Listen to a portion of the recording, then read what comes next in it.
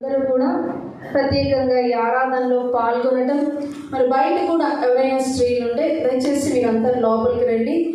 ఈరోజు ప్రత్యేకమైన ఆరాధన కాబట్టి మిమ్మల్ని కూడా ప్రేమపూర్వకంగా లోపలికి ఆహ్వానిస్తున్నాం.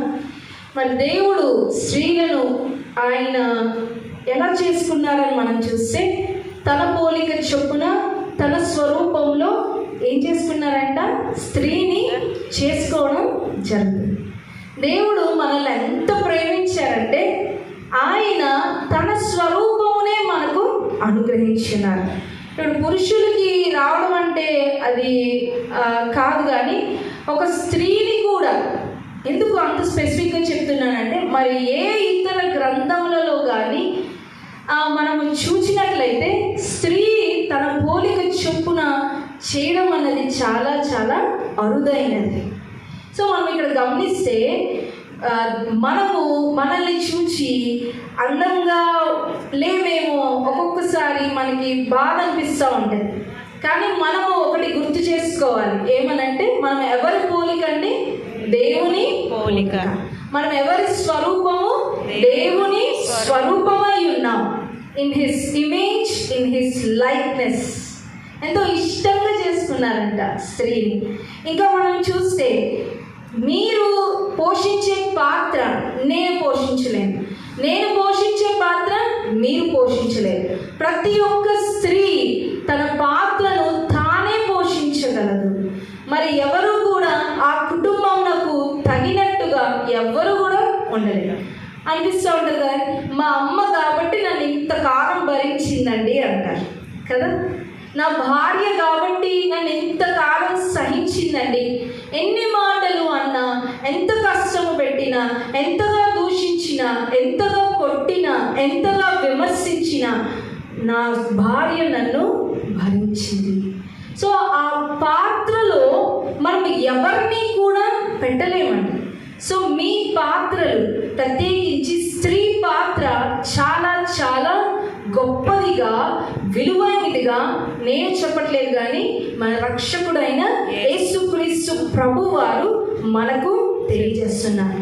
మరలా మనం గుర్తు చేసుకోవాలి ఇంకొకటి ఏంటంటే, మనల్ని ఈ భూమి మీద దేవుడు ఎందుకు ఉంచారు అంటే, మనము ఆయన యొక్క పనిని జరిగించడానికి, ఆయన యొక్క ప్రత్యేకమైన ప్రణాళికలను జరిగించిన కొరకు ప్రభువు నిన్ను నన్ను పిలుచుకున్నారు. కాబట్టి ఈ ప్రాముఖ్యతలను మనము కలిగి స్త్రీల దినోత్సవమును మనము జరుపుకోవాలి.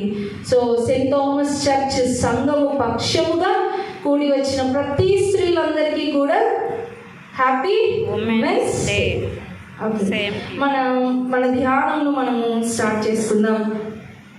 అయితే ఈరోజు ధ్యానాంశంగా మనకు ఇవ్వబడిన పాఠములు మనం గమనిస్తూ ఉంటే, యెషయా గ్రంథంలో మనం చూసి ఉన్నాం, సువార్త పాఠంలో, ప్రకటన గ్రంథంలో, కీర్తనలను. మరి ఈ పాఠములన్నీ మనం చదువుకున్నప్పుడు దేవుడు ఐక్యత కొరకు మనల్ని ఒకసారి మరలా ఏం చేస్తానంటే మేల్కొల్పుతున్నారు. మీరందరూ ఒకసారి ప్రభు యొక్క పనిలో ఐక్యతలో, అంటే ఏం ఐక్యత అంటే సమస్త జన సమూహములను కూడా మనం ఏం చేసుకోవాలంట? పిలుచుకోవాలంట, సమకూర్చుకొనుట. ఈరోజు అంశంకి ఇంకా బాగా చెప్పాలంటే సమకూర్చుకొనుట. ఎవరెవరిని సమకూర్చుకోవాలి? ఎలా సమకూర్చుకున్నారు? ఒకసారి మనము గమనిస్తే, ఒక్క ఇంట్రడక్షన్ లాగా మీకు చెప్పాలని నేను ఆశపడుతున్నాను. యేసుక్రీస్తు ప్రభువారు మనం గమనిస్తే పర్సనల్గా ఒక స్త్రీతో మాట్లాడారు. ఎవరితోటండి చెప్పాలి? ఎవరితోటమ్మా కదా? సమరయ స్త్రీతోటి మాట్లాడడం మనం గమనిస్తాం. ఎటువంటి భారతదేశం అంటే మనది, ఇద్దరు పురుషులు నిలబడి సాక్ష్యం చెప్తే, ఒక్క స్త్రీ అక్కడ నిలబడి సాక్ష్యం చెప్తే ఆ సాక్ష్యం చెల్లదు. ఇద్దరు పురుషులు చెప్పిన అబద్ధం చెల్లుద్ది, కానీ ఒక స్త్రీ చెప్పిన నిజమైన సాక్ష్యం అక్కడ చెల్లని భారతదేశం. ఇక్కడే కాదు, యూదా మతంలో కూడా అంతే. యూదులు ఏమనుకుంటారండి?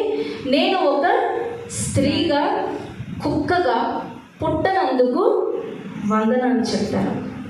నేను ఒక స్త్రీగా కుక్కగా పుట్టనందుకు వందనాలు. స్త్రీ అంత తక్కువ, అంత క్యాలిక్యులేట్ చేసే వ్యక్తిగా, లెక్కించే వ్యక్తిగా 200 సంవత్సరాల నుంచే మనకు కొత్త గొప్ప కొంచెమైనా వెలుగు వస్తుంది అంతే. అటువంటి అణగారిపోయిన, ఎక్కడో అణగారిపోయిన కులాల పరంగా, మతాల పరంగా, ప్రాంతాల పరంగా అనుకుంటాం కానండి, అసలు కుటుంబంలో మనమే ఏమైపోతామండి? ఫస్ట్ అణగార్చిపోతాం, మనమే తక్కువగా చూస్తూ ఉంటాం. సెల్ఫ్ రెస్పెక్ట్ ఒక స్త్రీకి లభించదు, గమనించండి. కానీ అటువంటి స్త్రీ దగ్గరికి ఎవరు వెళ్ళారండి? సాక్షాత్తు యేసుక్రీస్తు ప్రభువారే వెళ్ళిపోయారు. నేనే వెళ్తాను. వ్యభిచారంలో పట్టబడిన స్త్రీ దగ్గరికి వెళ్ళి ఏమన్నారు ఆయన? అమ్మా, ఎవరైనా నిన్ను కొట్టారా? అసలు ఆయన మాటలు చూడండి. ఎవరైనా నిన్ను కొట్టలేదుగా, హాని చేయలేదుగా, నేను నిన్ను కొట్టను. ఎంత దయగల దేవుడు, గమనించండి.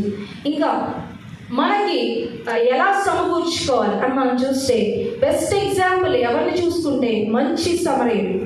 యాజకుడు, లేవీయుడు, ప్రధాన యాజకుడు ఎవరు వెళ్ళినా కూడా అక్కడ పడి ఉన్న వ్యక్తిని వాళ్ళు చూచినైనా కూడా పక్క నుంచి తప్పుకొని వెళ్ళిపోయాడు. కానీ ఎక్కడి నుంచో వచ్చిన మంచి సమరయుడు మాత్రము ఏం చేస్తున్నాడండి? ఎత్తుకొని తీసుకొని ఎక్కడ తీసుకెళ్ళాడు? హాస్పిటల్కి తీసుకెళ్ళాడంట. పుటకూలు వాళ్ళ దగ్గర తీసుకెళ్ళి, ఈ ధనం వచ్చు, ఇంకా కావాల్సి వస్తే నేను ఇంకా ధనమును కూడా మీకు ఇస్తాను. ఎంత సమకూర్చుకొనుట, ఇంక్లూసివ్నెస్ మనం గుర్తు చేసుకోవాలి. ఇంక్లూసివ్ అంటే ఏంటండి? అందరినీ సమకూర్చుట, మనము ఒకటి, ఏకత్వములకు ఇవన్నీ పర్యాయ పదాలు అన్నమాట. సో ఇంకా మనం గమనిస్తే పేతురు ఫస్ట్ కొర్నేలి ఇంటికి వెళ్ళినప్పుడు ఏమంటాడండి పేతురు? కొర్నేలి అన్యుడు కదా, అన్యుడి మీదకి పరిశుద్ధాత్ముడు దిగి రావటం చూచి ఆశ్చర్యపోతాడు. ఎవరు? పేతురు. ఆశ్చర్యం, ఇదేంటిది, అన్యులు కదా, ఈయన మీదకి ఏంటి పరిశుద్ధాత్మ శక్తిని మనం చూస్తున్నాం, అన్యజనుల మీదకి అసలు ఎలా దిగి వస్తుంది? ఆశ్చర్యం వచ్చేసింది పేతురికి. ఆ పేతురు అక్కడ ఏం చేయలేకపోతున్నాడు, కలుపుకోలేకపోతున్నాడు. మనం ఒక 25 సంవత్సరాలు చిన్నప్పటి నుంచి క్రైస్తవులం అయితే కొత్తగా వచ్చే అన్య జనులను మనం ఏం చేసుకోలేమండి? కలుపుకోలేము, దగ్గరికి రాలేం. మీరు వేరే, మేము వేరే అన్నట్టు చూస్తూ ఉంటాం. పేతురు అలాగే అనుకున్నాడు. కానీ తర్వాత అంటాడు, పరిశుద్ధాత్ముడే వీరి మీదకి దిగి వచ్చాడు కాబట్టి మనము వీరికి బాప్తిసం ఇచ్చుటలో ఎటువంటి వ్యతిరేకత లేదు. అసలు ఎవరు? మనమెవరమండి కాదనడానికి? మనం ఎవరమండి ఇక్కడ కూర్చోవద్దని చెప్పడానికి? మనం ఎవరమండి ఇది వద్దు అని చెప్పడానికి? మనకి ఏ అధికారం లేదు అసలు. ప్రభు రక్తము ప్రతి ఒక్కరికి, యేసుక్రీస్తు అందరికీ ఏమై ఉన్నారండి? ప్రభు అయి ఉన్నారాయన, అందరికీ దేవుడు అయి ఉన్నారాయన. ఇప్పుడు కాదు, శాశ్వత కాలం నుంచి భూమి, దాని పునాదులు, జగత్తు దాని పునాదులు వెయ్యబడక మునిపే గొర్రెపిల్ల రక్తం చిందింపబడింది. సో ఎవరిని కాదనే హక్కు మనకి లేదు. అన్యుడవని, గ్రీసు దేశస్థుడవని, జ్ఞాని అవని, అజ్ఞాని అవని, బలవంతుడవని, బలహీనుడవని, పెంట కుప్పల మీద ఉన్న వారిని కూడా ఏం చేస్తాడంట? సింహాసనం మీద కూర్చోబెట్టే దేవుడు. హల్లెలూయా. మనంత గొప్ప దేవుడు కాబట్టి ఈరోజు మనకి ఆ థీమ్ ఇవ్వడం జరిగిందనమాట. ఇంకేమన్నా